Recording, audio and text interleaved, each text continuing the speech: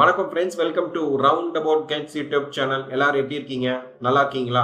ஒவ்வொரு நாளும் ஒவ்வொரு கோயிலை பத்தி டீட்டெயிலா இந்த சேனல்ல பார்த்துட்டு வரோம். இன்னைக்கு நம்ம பார்க்க போற திருக்கோவில் திருநீர்மலை எனும் ஊரில் உள்ள அருள்மிகு நீர்வண்ண பெருமாள் திருக்கோவில்.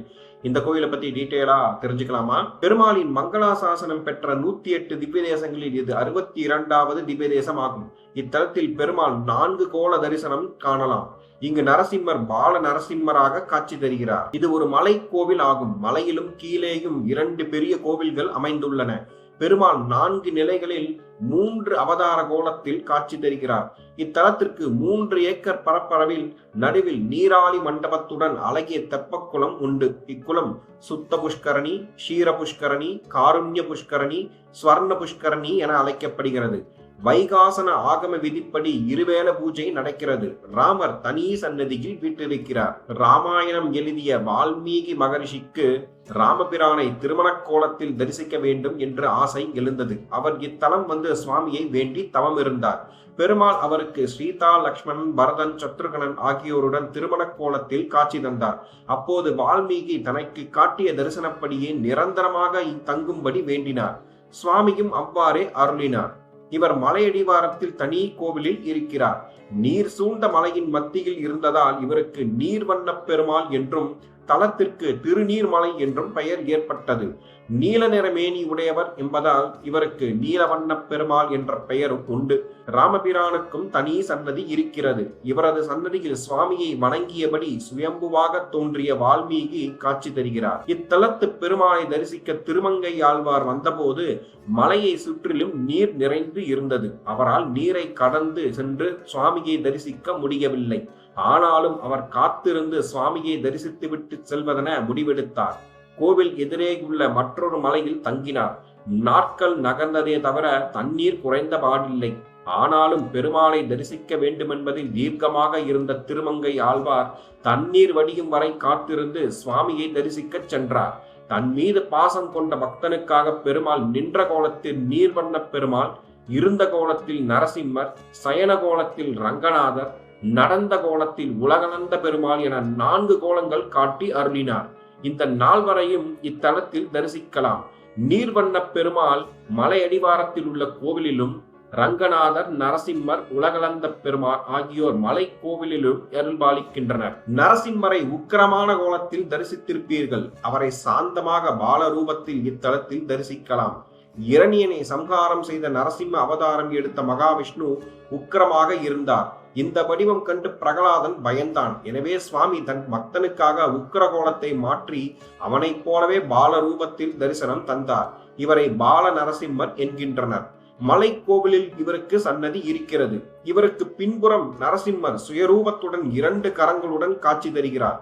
இடக்கை ஆட்காட்டி விரலை உயர்த்தி காட்டுகிறார். இவரிடம் சங்கு சக்கரம் இல்லை. இவ்வாறு இங்கு பால வடிவம் மற்றும் சுயரூபம் என 2 வடிவங்களில் நரசிம்மரை தரிசிக்கலாம். கோபுரம் ராமருக்கு, கொடிமரம் நீர்வண்ண பெருமாளுக்கு. கோவில்களில் சுவாமி சன்னதிக்கு எதிரில் ராஜகோபுரம், பலிபீடம், கொடிமரம் ஆகியன ஒரே வரிசையில் இருக்கும். ஆனால் இங்கு பலிபீடம், கொடிமரம் இரண்டும் ராஜகோபுரத்தில் இருந்து விலகி தனியே உள்ளது. வால்மீகிக்காக ராமராகவும் நீர்வண்ண பெருமாளாகவும் மகாவிஷ்ணு காட்சி தந்ததால் இவ்விரு மூர்த்திகளுக்கும் இத்தலத்தில் பிரதானம் பெறுகின்றனர். எனவே இவர்களுக்கு முக்கியத்துவம் தரும் விதமாக ராமர் சன்னதி எதிரில் ராஜகோபுரமும், நீர்வண்ண பெருமாள் எதிரில் கொடிமரமும் அமைக்கப்பட்டுள்ளன. இத்தலத்தை மங்களாசாசனம் செய்த திருமங்கை ஆழ்வார் தாயாரை அனிமாமலர் மங்கை என குறிப்பிட்டு பாசுரம் பாடியுள்ளார். பொதுவாக பெருமாள் கோவில்களில் உற்சவர் சிலையை மூலவர் முன்பு வைப்பது வழக்கம். ஆனால் இக்கோவிலில் மூலவர் ரங்கநாதர் மலை கோவிலிலும், உற்சவர் அழகிய மணவாளர் அடிவாரத்தில் உள்ள கோவிலிலும் காட்சி தருகிறார். சித்திரை பிரம்மோற்சவ கொடியேற்றம் மற்றும் கொடி இறக்கம், பங்குனி உத்திரத்தில் நடக்கும் திருக்கல்யாணம் ஆகிய 3 நாட்கள் மட்டும் அழகிய மணவாளர் மலை கோவிலுக்கு எழுந்தருள்வார். அன்று மட்டுமே மூலவரையும் உற்சவரையும் ஒன்றாக தரிசிக்க முடியும். மலை கோவிலில் உள்ள ரங்கநாதருக்கு சித்திரையிலும், அடிவாரத்தில் உள்ள நீர்வண்ண பெருமாளுக்கு பங்குனியிலும் பிரம்மோற்சவம் நடக்கிறது. வைகுண்ட ஏகாதேசியின் போது அழகிய மணவாளர் சொர்க்கவாசல் கடக்கிறார். இவரே மாசி மகத்தன்று கருட சேவை சாதிக்கிறார். நரசிம்மருக்கு ஆணியிலும், உலகளந்த பெருமாளுக்கு ஆடியிலும் ஒரு நாள் விழா நடக்கிறது. இப்போது இவ்விருவரும் அடிவார கோவிலுக்கு எழுந்தொருளி கருட சேவை சாதிக்கின்றனர். சித்திரை உத்திரத்தில் நீர்வண்ணர் அனிமாமலர் மங்கை திருக்கல்யாணமும் பங்குனி உத்திரத்தில் ரங்கநாதர் ரங்கநாயகி திருக்கல்யாணமும் நடக்கிறது. கோவில்களில் விழாக்காலங்களில் சுவாமி ஒவ்வொரு நாளும் ஒவ்வொரு வாகனத்தில் எழுந்தருள்வார். ஆனால் இக்கோவிலில் ரங்கநாதர் ஒரே நாளில் 7 வாகனங்களில் பவனி வருவார். தை மாத ரத சப்தமி அன்று இந்த அற்புத தரிசனத்தை காணலாம். அன்று காலை சூரிய உதயத்திற்கு முன்பு ரங்கநாதர் சூரிய பிரபை வாகனத்தில் எழுந்தருளி மாடவீதி சுற்றி தீர்த்தக்கரைக்கு எழுந்தருள்வார். சூரிய உதய வேளையில் பெருமாளின் பாதத்திலிருந்து முகம் வரையில் படிப்படியாக தீபாராதனை செய்வர். இதனை பெருமாளுக்கு சூரியனே செய்யும் பூஜையாக கருதுவது உண்டு. பின்னர் அனுமந்த வாகனம், கருடன், சேஷன், குதிரை, சிம்மம், சந்திரபிரபை ஆகிய வாகனங்களில் சுவாமி உலா வருவார். கும்பகோணத்தில் உள்ள மகாமக குளத்தில் 19 தீர்த்தங்கள் சங்கமித்து இருப்பதாக ஐதீகம். அதுபோல் இந்த கோவிலின் எதிரேயுள்ள புஷ்கரணியில் சித்த தீர்த்தம், சொர்ண தீர்த்தம், காருண்ய தீர்த்தம், ஷீரத்தீர்த்தம் என 4 தீர்த்தங்கள் சங்கமித்துள்ளன. சித்திரை மற்றும் பங்குனியில் நடக்கும் பிரம்மோற்சவத்தின் 9ஆம் நாள், வைகுண்ட ஏகாதசிக்கு மறுநாள் ஆகிய 3 நாட்களில் இங்கு தீர்த்தவாரி விழா நடக்கும். துவாதசி திதி நாட்களில் தீர்த்தவாரி நடப்பதால் இந்த நிகழ்ச்சியை முக்கோட்டி துவாதசி என்று அழைக்கிறார்கள். தானாக தோன்றிய 8 பெருமாள் தலங்கள் சிறப்பானதாக கருதப்படுகிறது. இவை ஸ்வயம் வியக்த கஷேத்திரங்கள் எனப்படும். இதில் திருநீர்மலையும் ஒன்று. ஸ்ரீரங்கம், ஸ்ரீமுஷ்ணம், திருப்பதி, வடிமாநில கோயில்களான சாலக்கிராமம், நைமிசாரண்யம், புஷ்கரம், நாராயணபுரம் ஆகிய 7 பிற தலங்கள் ஆகும்.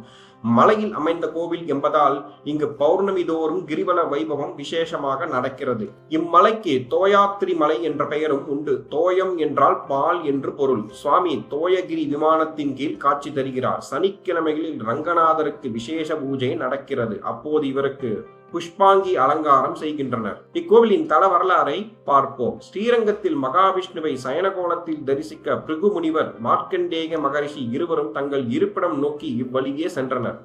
அவர்களுக்கு பெருமாளின் சயனக்கோலம் கண்களை விட்டு அகலவே இல்லை. மீண்டும் ஒரு முறை அந்த தரிசனம் கிடைக்க வேண்டுமென விரும்பினர். எனவே இத்தலத்தில் தங்களுக்கு அந்த திருக்கோலத்தை காட்ட வேண்டும் என உருக்கமாக பெருமாளை வேண்டினர். அப்போது சுவாமி போகசயனத்தில் ரங்கநாதராக இங்குள்ள மலையில் காட்சி கொடுத்தார். இவரே இங்கு மலைக்கோவில் மூர்த்தியாக அருளுகிறார். அருகில் பிருகு, மார்க்கண்டேயர் இருவரும் இருக்கின்றனர். இவருக்கு அபிஷேகம் கிடையாது. வருடத்தில் ஒரு முறை கார்த்திகை மாதத்தில் தைலக்காப்பு மட்டும் செய்யப்படுகிறது. இக்கோவிலின் மூலவர் நீர்வண்ணர், ரங்கநாதர், உலகளந்த பெருமாள் பால நரசிம்மர், தாயார் அனிமாமலர் மங்கை ரங்கநாயகி, தலவிருச்சம் வெப்பாலமரம், தீர்த்தம் சித்த, சொர்ண, காருண்ய, ஷீரபுஷ்கரணி. புராண பெயர் நீர்மலை, தோயாத்ரிகிரி. இப்போது இருக்கும் பெயர் திருநீர்மலை. கோவில் திறந்திருக்கும் நேரம் காலை 8 மணி முதல் 12 மணி வரை, மாலை 4 மணி முதல் இரவு 8 மணி வரை திறந்திருக்கும். இக்கோவில் சென்னை தாம்பரத்தில் இருந்து 10 கிலோமீட்டர் தூரத்தில் திருநீர்மலை உள்ளது. பல்லாவரம் சென்று அங்கிருந்து திருநீர்மலை வழியாக செல்லும் பஸ்களில் 5 கிலோமீட்டர் சென்றால் இக்கோவிலை அடையலாம். அருகில் உள்ள ரயில் நிலையம் பல்லாவரம், அருகில் உள்ள விமான நிலையம் சென்னை மீனம்பாக்கம். மீண்டும் ஒரு நல்ல பதிவில் உங்களை சந்திக்கிறேன். இந்த வீடியோ உங்களுக்கு பிடித்திருந்தால் லைக், ஷேர், சப்ஸ்கிரைப், கமெண்ட் செக்ஷனில் கமெண்ட் செய்யவும். நன்றி, வணக்கம்.